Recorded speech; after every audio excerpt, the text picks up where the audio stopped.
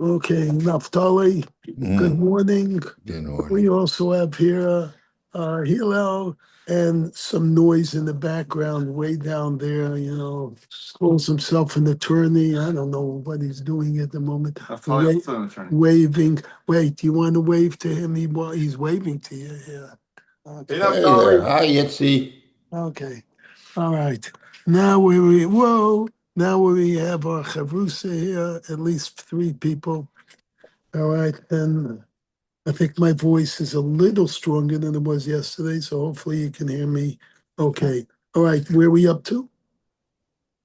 I believe we're in the middle of the page where it says Itamar.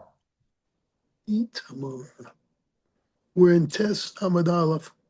Right. Itamar Blala Chutz. That one? No, No, Itamar that's not. Shirin Shikasru. It was stated if the remnants of Oh, the mincha become okay. sufficient. I got it. I got it. Itamar. Okay, it was stated Mincha Shechasra Kadam Kmitza. Is that where we're up to? Yep. Okay, so to remind everybody, there's several states in making a mincha. All right, we're not talking about davening mincha. We're talking about the korban mincha, specifically the sacrifice that's basically a cake, kind of, or bread. All right, so first they bring, one brings the, uh, sorry, let's just try to get my mind together.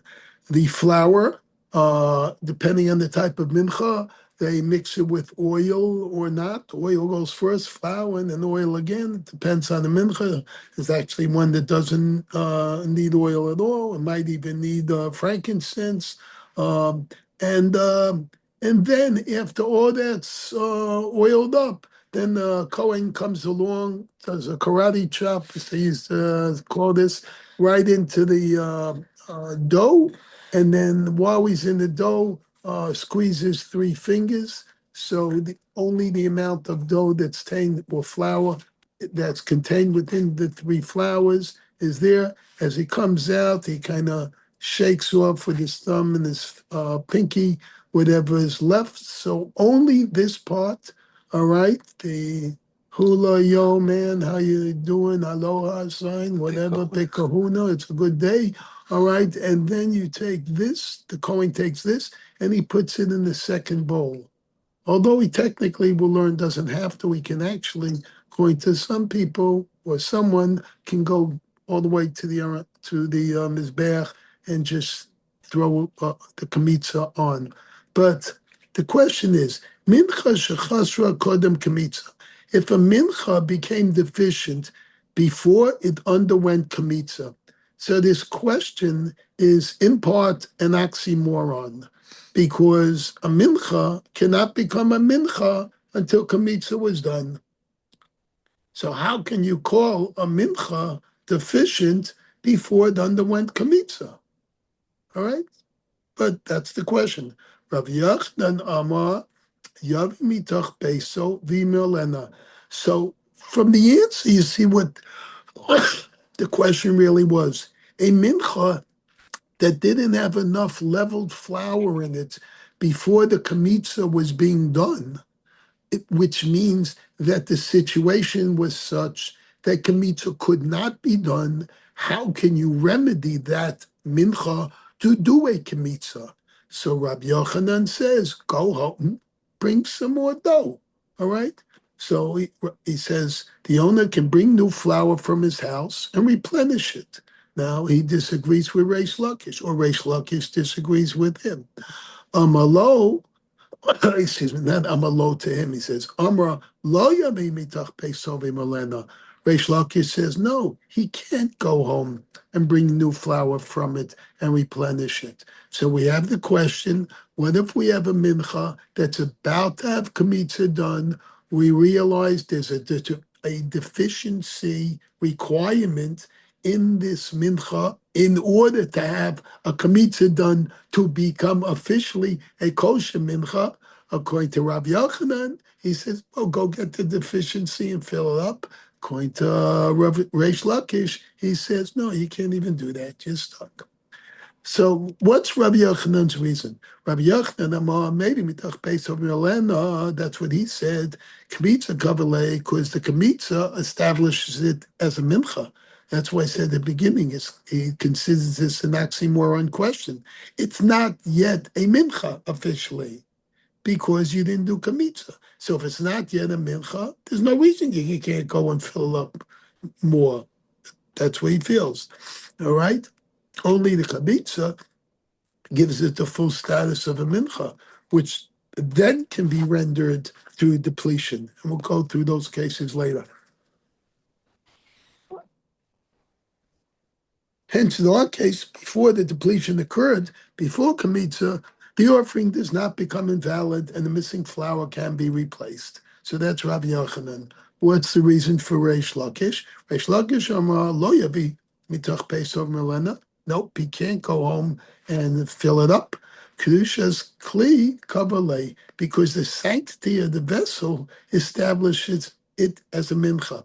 Remember, where is this dough going into? It initially comes from a sackcloth of flour or a barrel of flour or something. But once it's put into a sacrificial vessel, a gold vessel, which goes back to Moshe Rabbeinu sanctifying it, all right, it now has sanctity. The vessel itself sanctifies its contents. That's what the problem is, Reish Lakish says.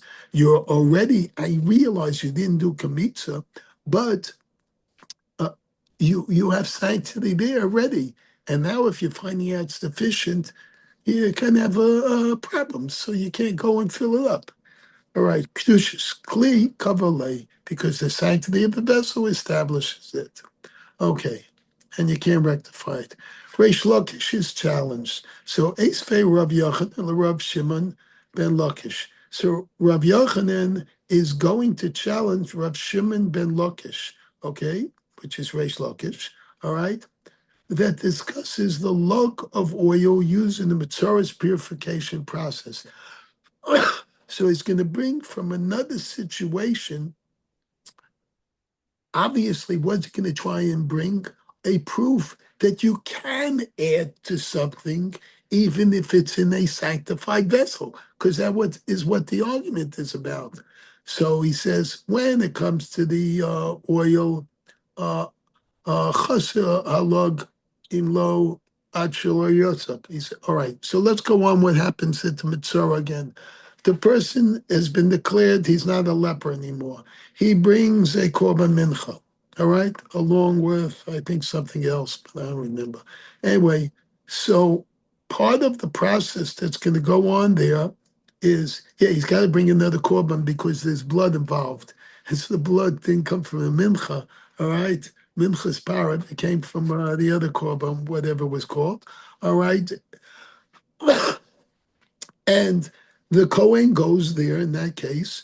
First, one Kohen's holding a lug, which is a liquid measurement of oil.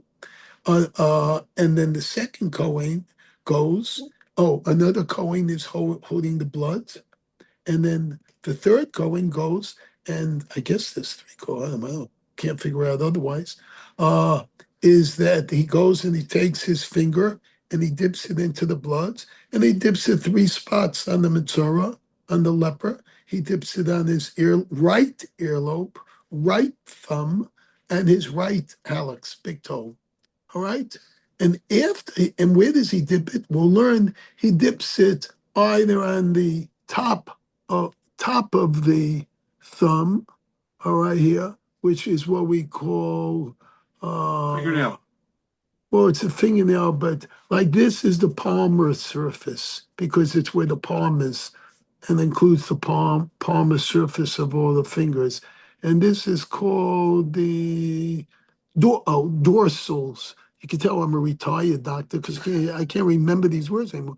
The dorsal or the back side. So he puts the blood on the back side.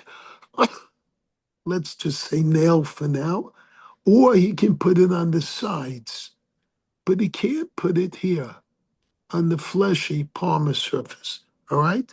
He also puts a starter on the earlobe, and he does the same thing after the thumb to the hallux, which is the big toe. Okay? So now, after that, he then has to take oil from the jug, repeat this process, and put the oil on top of the same spots where the blood is, as we'll learn in the Gemara. And what's interesting, you might say, well, why does the blood still have to be there? How's the oil going to stick? Oil doesn't mix with water. Blood is a liquid, a aqueous liquid, a watery liquid, right? It's got the normal saline in it, plasma. I mean, we're not walking around like the Tin Man full of oil, you know. Chaselog im ad shelo yatzak. They say, what if this measuring vessel, the lug, can you remember that? Because he has to lug it around, all right? But it's spelled log in English, Log, in Hebrew, Lamed Vav Gimel, right? The lug, but what if it turned out that that was deficient in oil? I'm sorry, I forgot to say, as opposed to dipping his finger in the blood vessel to get it, the oil that was in the log is poured into the second Kohen's left hand. All right. Oh, and then that's why I wasn't sure if you need three Kohanim. No, I think you still need three. And then the dipping Kohen, he then takes his finger and dips from the left hand that's full of oil onto all those spaces we mentioned. All right. But what if and when he's all done, they take the leftover oil and then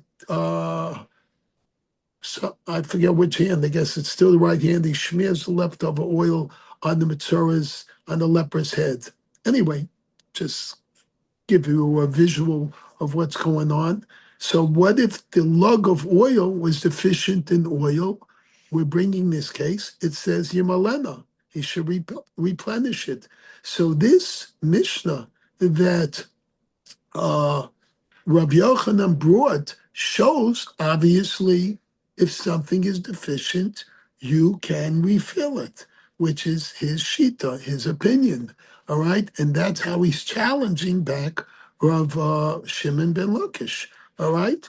So Yimalena. So despite the fact that it was in a sacred service vessel, which was the other answer, he's saying, no, you could still fill it up. But it's not the same.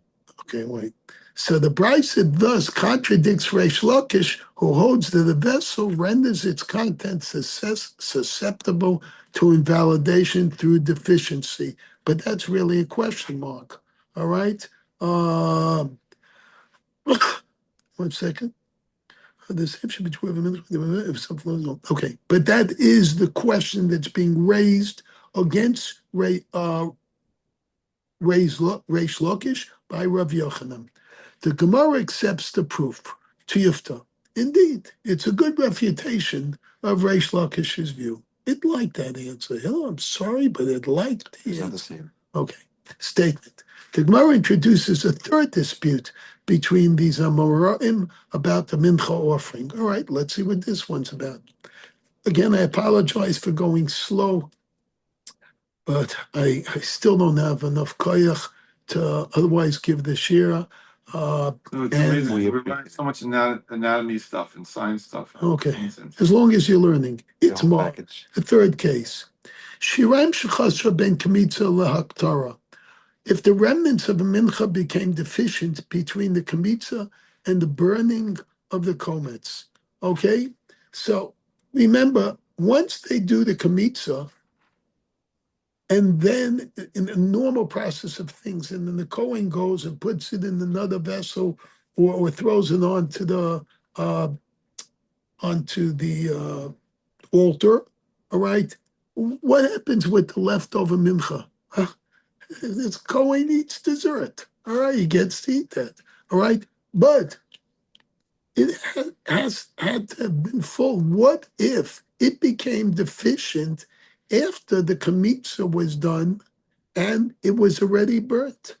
So after the whole process, now they go back to eat as a dessert and they say, whoa, this was deficient. Rabbi Yochanan Amar Makte Kometz Aleim. Rabbi Yochanan says one should still burn the komets for them. In that case, it wasn't burnt yet. Reish Lakish Amar Maktir Komets Aleim. But Reish Lakish says that says that one may not burn the komets for them. All right. And obviously, if you don't burn the kamitza, what's in here, that 3 fingers worth of dough or plain flour, all right, then that is the hechsher that allows the kohanim technically to eat the mincha that's left over. Just like we said earlier, the kamitza is an equivalent of. At one point, we said it's similar to shchita, and I think at another point we said it was similar to the zrika. All right. The point is, unless you have certain things done, you can never get to eat the korban, the sacrifice. The Gemara qualifies the dispute. Aliba de Rabbi Eliezer Kuliyama lo pligi. Following the opinion of Rabbi Eliezer, Rabbi Yochanan and Reish Lakish agrees that the komet should be burnt. Ki pligi aliba de Rabbi Yoshua. All right. So when do they disagree? Following the opinion of Rabbi Yoshua, this non we learned in the Mishnah, nitma'u shireha nisrafu shireha of the shireha. Right. Nitrafu. If its remnants became tamei, nitma'u shireha, nisrafu, or burnt, shireha avdu, or the remnants were lost. All right? Shireha, wait. Before the comets was burnt on the altar, can be this Rabbi Eliezer Kshera, according to Rabbi Eliezer, the mincha is valid. Can be this Rabbi Yoshua psula, but according to Rabbi Yoshua, it is invalid. Man the pasuk Rabbi Yoshua, the one who deems a mincha is invalid, even if its remnants are depleted, rules in the courts for Rabbi Yoshua. Man the machshar, and the one who says that it is valid, which is like Rabbi Yochanan, ad kan lo amar Rabbi Yoshua, hasam ella to lo ishtaya. Thus far, Rabbi Yoshua has said that the mincha is invalid only when nothing is left of its remnants. But where some of it is left, I feel Rabbi Yoshua moda law. Even Yoshua agrees with it that the mincha is valid. So basically, what that last thing was, which semi-confused me, has to do with there's still got to be something left over, something like that, because obviously you always have something left over after you do the kamitza, because the kamitza is only taking out 3 fingers from a whole pan. All right, so I think this has to do that the deficiency is not where the argument is not the deficiency that's initially left over. It's in if there was that deficiency, and then they went and they burnt the kamitza, and then afterwards that deficient that thing that was deficient prior is more deficient, something like I that. think it was they do the commit says fine. Right. Something happens on the way to the Coliseum. Right. And now what do? Like you That was the initial thing, right? Okay. The Shirayim. So now the final thing, which I just read, which I really don't have strength to go over, you have read it again, has to do with a double deficiency. And that's really where the argument is, I think, that something happened on the way to the Coliseum twice. And only an old timer will remember Zero Mostel. Wasn't he in that? Right? A funny thing happened to me on the way to the forum. That's the name, not on the way to the Coliseum, on the way to the forum. Can't even remember that. Right, Naftali? He didn't even remember the right name because you're really not that old. You feign elder geriatrics, but you aren't geriatric. All right. You're gerrymandering. That's what you are. All right. The Gemara adduces proof for Rav Yochanan's distinction between, I made Hillel laugh. All right. The Gemara adduces proof for Rav Yochanan's distinction between complete and partial depletion. Or maybe here's where it explains it. For it was taught to Tanya, it was taught in the Brisa, again, the Mishnah on the right shelf, no Gemara attached. Rabbi Yeshua Omer Koas V'chem Sheb'Torah, all the offerings in the Torah that were slaughtered and whose meat or chaylev were destroyed or became tamei, shenishtaye mehem kezayis basor or kezayis chaylev, if at least a kezayis was left of meat or kezayis was left of chaylev, they can still do zrika. Zerek Adam, one may still throw the blood upon the altar and the offering is valid. So whatever we're supposed to do, spiritually came true. All right? Kechatzi zayis basa, kechatzi zayis chalav. But what if there was only half of a zayis, which isn't really enough, of the meat left, or half of the zayis of the chalav, the fatty part left, that had to be burnt? All right? And you can't do zrika because the two, A and B, don't combine, except in one case. Yesterday you mentioned it. Do you remember which korban, which sacrifice would Hashem, close? Second guess? Ola, Chatas. Oh, you can't name them all. Ola, you got it on the second. Why? Because in the Ola, everything's going up to Hashem. Everything's being burnt to Hashem. The whole meat and the whole chaylev. So it's not like half is to Hashem and half is to the Kohanim. So if it's all going up as one, all for one and one for all right? So this is the Three Musketeers cloud, all right? That's why it's okay. Ain't no Zerka said, Uvaola afilo kechatzi zayis baso, chatzi zayis chaylev, zerkas adam. Then they can do it all for one and one for all. Ola kula kalo, because an ola is entirely burnt on the altar. Uva mincha, but what about the case of a mincha? Afal pi shekula kayemes, even though all of it exists, lo yizrak, one may not throw the blood. So the first thing you say, wait a minute, stop everything. We're talking about a mincha. We're back to vegetarianism. We're back to the case. What are you talking about throwing the blood? Next page, top of Tes Amud 9 Amud Beis. Mincha Mayavidita. What's the function of a mincha here? How can the Brisa mention a mincha which doesn't contain blood in connection with throwing the blood? Rav Papa Minchas Nechasim. This is a specific mincha called a Labesha mincha.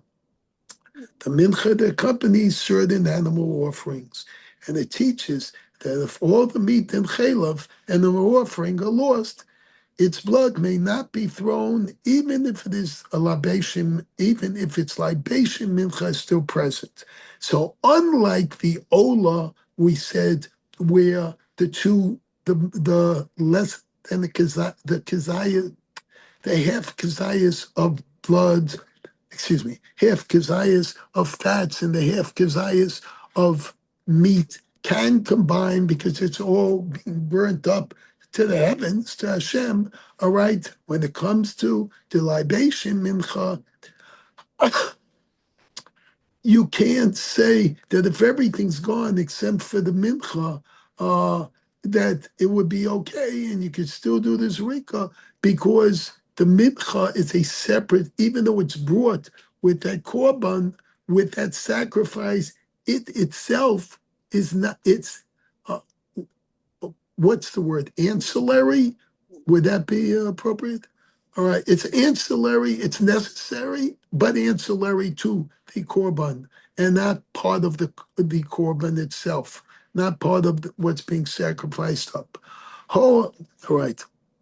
Salkadata Chamina, I love that line, because otherwise you might have thought, it would have come to your brain the thought, aha moment, yes, what? Since it, what? The libation mincha we're talking about, minchas nesachim, is brought together with the animal offering. I would have thought it's like part of the animal offering. All right? That's like the mean and chelav of the offering. The presence of the mincha should also allow the blood to be thrown. Again, the question was, if the only thing left here was the blood for the zrika and the mincha part of that minchas nesachim, can you still throw the blood? And the answer was no, because it really wasn't part. That's why I call it. It was necessarily, but ancillary too.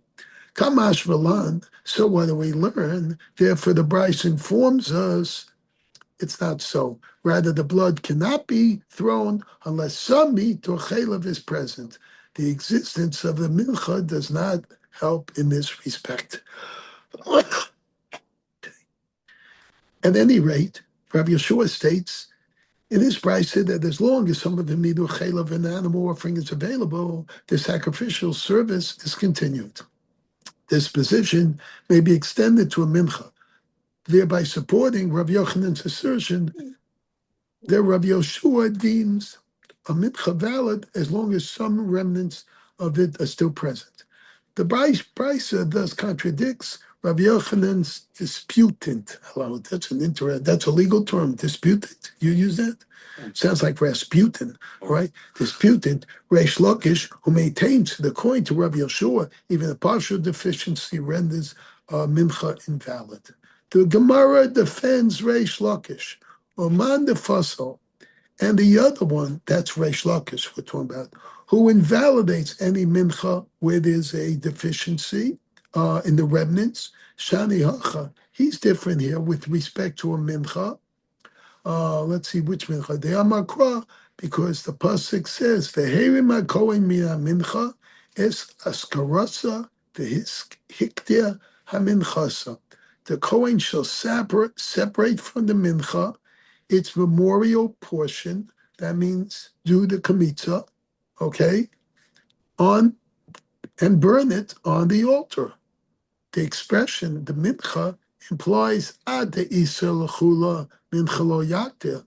Unless the entire mincha is present, he should not burn the komets. And that's how he interprets it. On the basis of this verse, it may be argued that although Rabbi Yeshua rules in the case of an animal offering that only some of its meat or chaylev need be available, he would agree that the remnants of the mincha must be complete. Okay. Naftali still with me?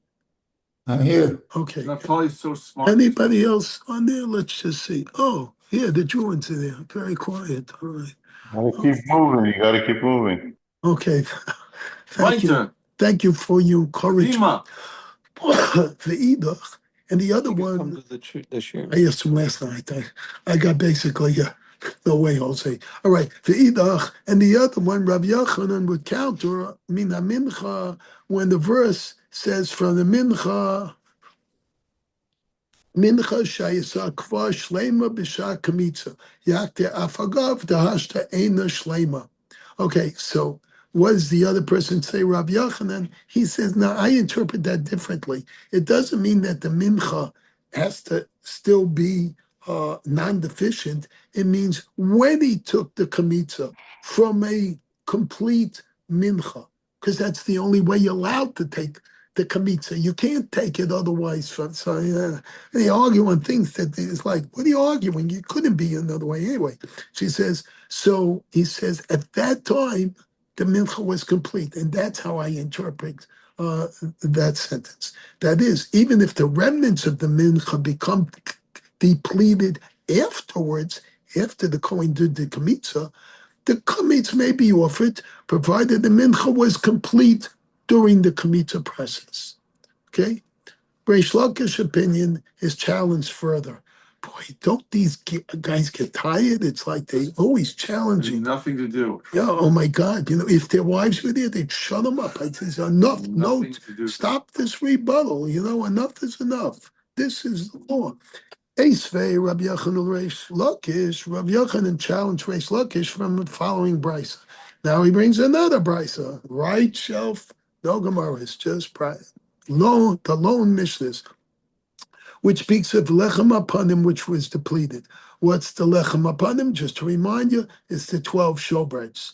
Okay, 12 showbreads, they're in the Heichal. Once again, just to remind you from yesterday, all right, what was the process? They stayed there the whole week till Shabbos, all right? 6 on one side, 6 on the other side, two cone-shaped things of frankincense, called chavitim, whatever they called, in front of them. 8 Kohanim walk in, on Shabbos, two of them are holding each 6 of the showbreads. How they're doing that? These got to be very strong Kohanim. It's like you yesterday doing what do you call it? When you do Hagbah, these guys do Hagbah. I'm amazed how well they do it. And Yonatan also. Yonatan, I just corrected myself. But also when Hilo does it, he does it like it's going to fly up. Weiter. Weiter. Okay.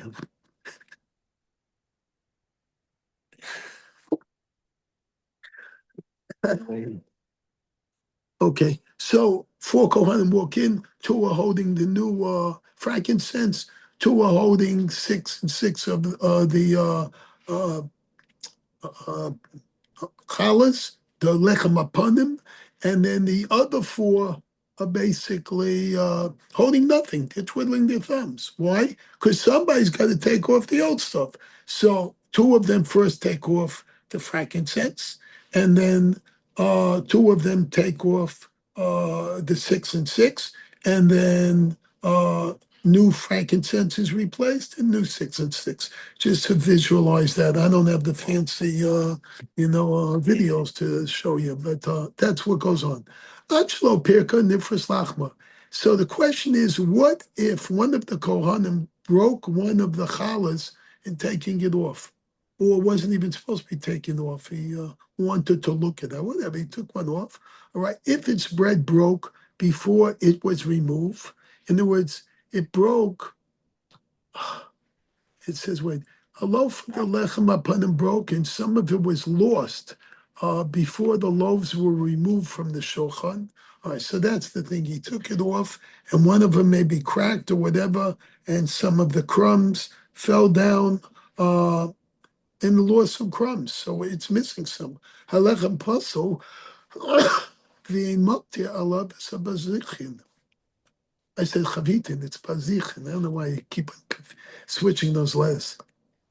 So all the bread of the lechem apanim is invalid, and when we not burn the spoons of the lavona, that's the frankincense, on the altar for it.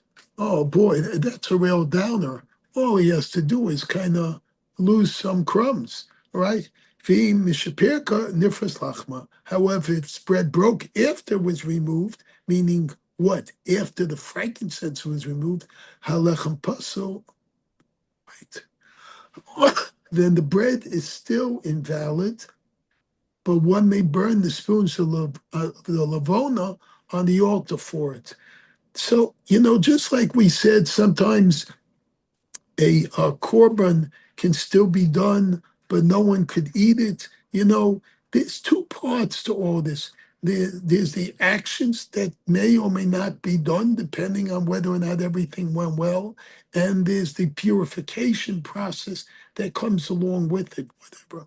Okay, so here, there's a case where if the frankincense was already removed, or the 6 hours had come for the time to frankincense to be already removed, the lavonas. If then this thing happened with the crumbs, which is a pretty crummy situation, that don't make a pun, all right, they can't eat it. So, I don't know what they're going to eat, but they're not going to eat from the lechem apanim. Now, there's plenty of other stuff to eat, I guess.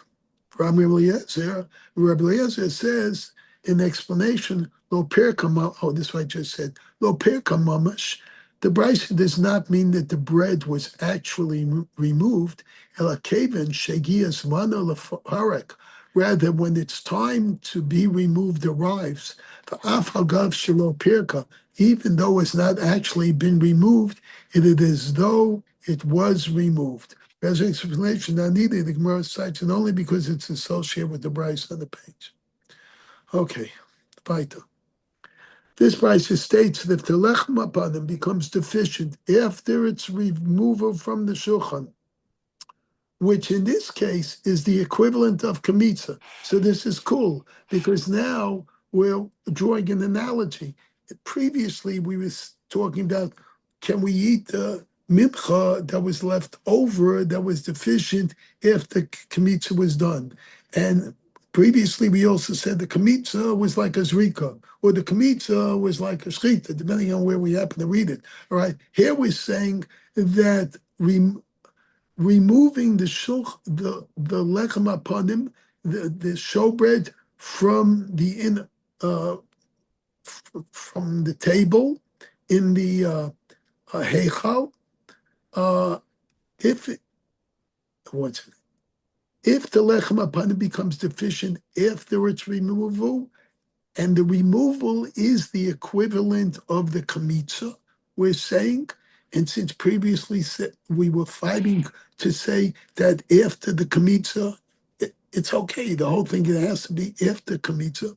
It's lavona, the equivalent of the colmates, all right, is fit to be offered on the altar.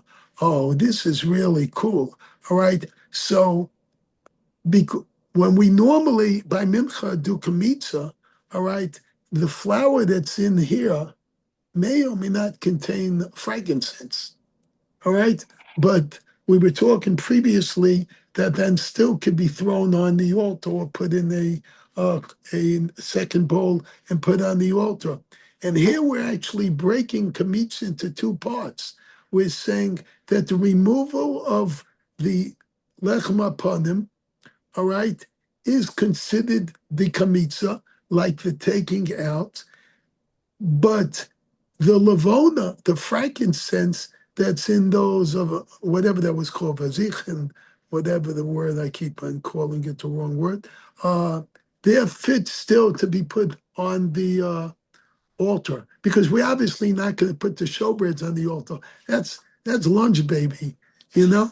So I just think it's cool because here we have we kind of split the kamitza amongst two different items. All right, that's interesting. Thus, we see the contrary to Reish Lakish, a deficiency that occurred after kamitza does not render a mincha invalid. Remember, the lechem apanim is also a mincha. It's just another type of mincha. Reish Lakish defends his position. Amalei. He said to Rabbi Yochanan, Hamani, who's the ton of this brisa? Rabbi Eliezer, It's Rabbi Eliezer, who holds that a mincha is still valid even if all its remnants are lost. Rabbi Yochanan counters, Amalei, he said to Reish Lakish, Ana amina lach mincha shlema, mishnah shlema. I recited to you a complete anonymous teaching. V'amat at Rabbi Eliezer, and you tell me that it follows only Rabbi Eliezer. Rabbi Eliezer, if it's following Rabbi Eliezer, my area nifras. Why does it say that the loaf broke? In which case, only some of the bread was missing. Afilu sarah for avod nami machshar. Even if it was burnt or lost, in other words, all the bread was missing. Rabbi Eliezer would still deem the lavona fit to be offered on the altar. And I'm just going to read the commentary. By specifying a case in which only some of the lechem apanim is missing, the brisa implies that the complete depletion would indeed render lavona unfit for the altar. That's inconsistent. Rabbi Eliezer, who holds that even if all the mincha's remnants are missing, the colmates may still be offered. Rabbi Yochanan himself would explain that the brisa specifies partial deficiency For only in that case do both Tanaim, Rabbi Yoshua and Rabbi Eliezer, agree that the lavona may be offered on the altar. Where all the bread is lost, Rabbi Yeshua would rule that the lavona may not be offered.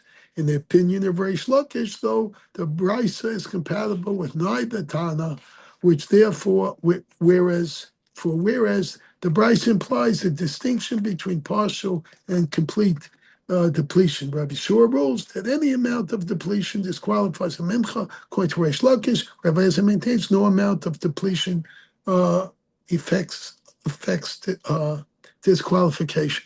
So again, they have different opinions on whether all or none or before we said one for all and all for one. Here it's like none for all all for none. I mean, it's, again, another variation on that theme. Whatever. Let's just continue. Statement. Ishtik. So after that whole thing, he was quiet, Reish Lakish. I mean, Reish Lakish said nothing, so maybe he agreed. My shatak. So Gemara can say, well, wait a minute. Why was Reish Lakish quiet?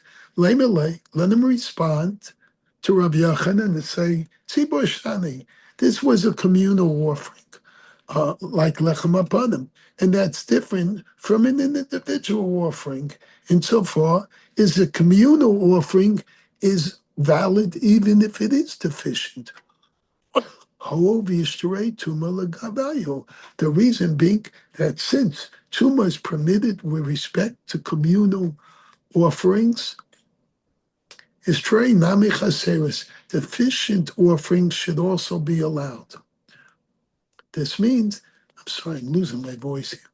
This means that even if a partially deficient mincha is invalid, that restriction applies only to private offerings, not communal ones. So as Reish Lakish should have answered that in the case of Lechem Apanim, a communal offering, Rabbi Yeshua agrees that it remains valid despite the deficiency. Okay, let's see. Oh, we're going too slow. Don't worry. Amar Avada Barava. By the way, page 10, which we're not going to get to today, is all about being right. Everything's right. If you just remember that, you got to be right. The Kohen can only use his right hand, except for when the oil goes in the left hand, by which we mentioned. And he always uses right, and everything they bring is right. And when they put a hole in someone's ear, it's in the right ear because he wanted to be an Evid, because he wouldn't listen. And when they do chalitza, it's on the right foot. So mitzvah, it's always on the right toe, right thumb, right ear. Everything's right. That's what page Yud is all about. Everything is right. So at least let's try it. Now that you know page Yud, let's try and finish page. Soft glacier raced past us. Okay. Amar Avada Barava. Ravada Barava says, Sesameres Achisaron Kival Mumdami. He says, this teaches that the deficiency is treated like a blemish. Vein Baal Mum Betzibor. And one has a blemish, and one that has a blemish is not permitted for the community. An animal that has two blemishes to be a private offering is also invalid as a communal offering. Likewise, if a deficiency that occurred after Kmitza would disqualify a private mincha, it would also disqualify a communal mincha, such as the Lechem Apanim. I can't talk. Reish Lakish was therefore unable to answer that the Lechem Apanim is treated more leniently.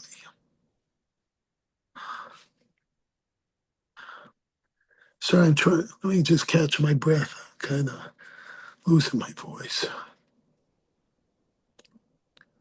Okay, the Gemara is going to mention more about why Reish Lakish was silent. Yosef Rav Papa, the Kama La Hashma, Rav Kappa was sitting and relating this discussion we had above that Reish Lakish remained silent. Amalei Rav Yosef, Bashmaya, Rav Papa. So what did he say? This Rav Shmaya to Rav Papa. Milo Askin and the Rabbi Yochanan Reish Lakish b'mincha ha'omer. He says, aren't they discussing there the minchas ha'omer? all right? The tzibur, all right, which is for the community. What's the yomer?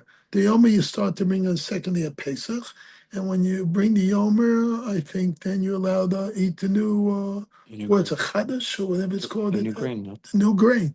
All right, you flige, and yet they disagree. And Reish Lakish cannot have answered that a communal offering is treated leniently because in his very dispute with Rabbi Yochanan, he disqualifies even the communal offering. So now Rav Yochanan's view is challenged. I'm Rav Malkio. I like that name, Malkio. That's cool. That's a cool rabbi. It's Right. kind of like Japanese. It definitely sounds like from ninja. what's that machine with all those silver balls in it? Like the Japanese pinball. What's that calling it? Pachinko. Thank you, pachinko.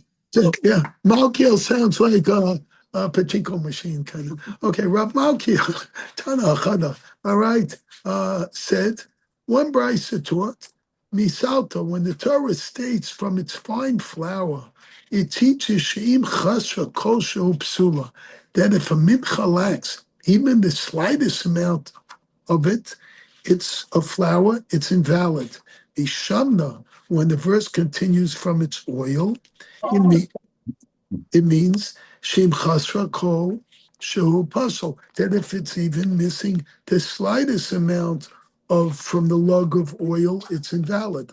The Tanya Idach, and it was taught in another brisa, Vanoteres min mincha, the remaining of the mincha, Prat la mincha shechasrahi, that to the exclusion of a mincha that is a deficient mincha, v'shechasa kumtza, and whose komets became deficient, was the verse refers to the remnants of mincha whose service was performed properly.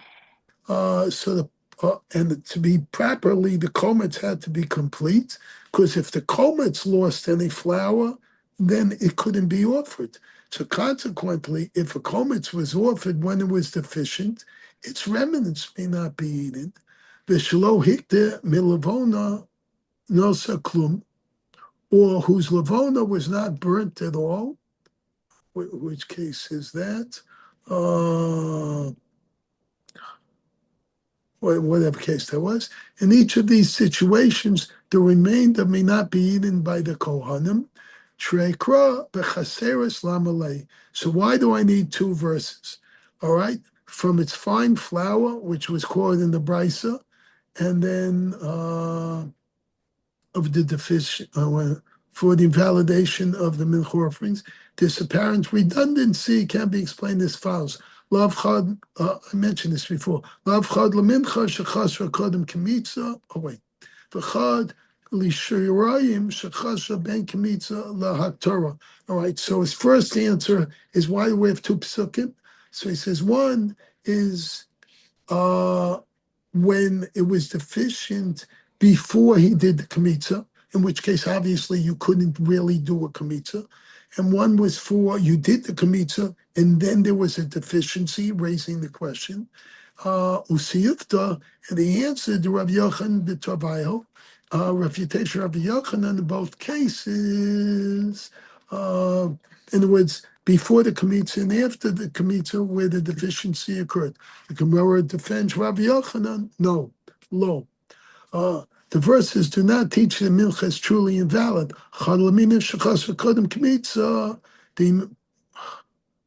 just lost it. Did I just? Where are we? What line? It just Towards choked the on me. bottom. Towards Yeah, here. Just finish with this. just give me where.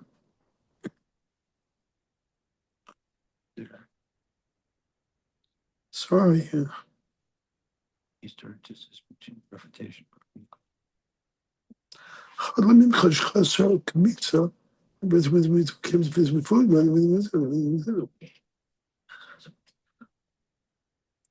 All right, listen. At this point, I've lost my voice. Yeah, I can still hear you. No, I can't say it. I've lost my strength. Thank you, Dr. Stein. So I'm just going to stop here on this last answer. All right, not to kind of leave you confused. And that's where we'll have to continue on the bottom of Yes, on the days about 6 lines or so. Somewhere in the bottom there. I'm not sure exactly where. No, higher up. About third down the page, halfway through the heavy lines. Naphtali, I'm sorry I couldn't get any further. All right. Don't worry, Natalia is already. Bruins, have a good Shabbos, You everybody. did good, thank you. Any feel Really better? good. And I forgot that we learned, thank Hashem for learning, us learning, and all our learning Shechel. should go to Shechel. Shamas that need it, and for Cholim that need it, and anybody that needs to be What's saved name from of anger. her? Okay, For Rabbi Dr. Smith, come back. Okay, Right. bye-bye. Bye-bye. Shabbos. See ya. Shabbos.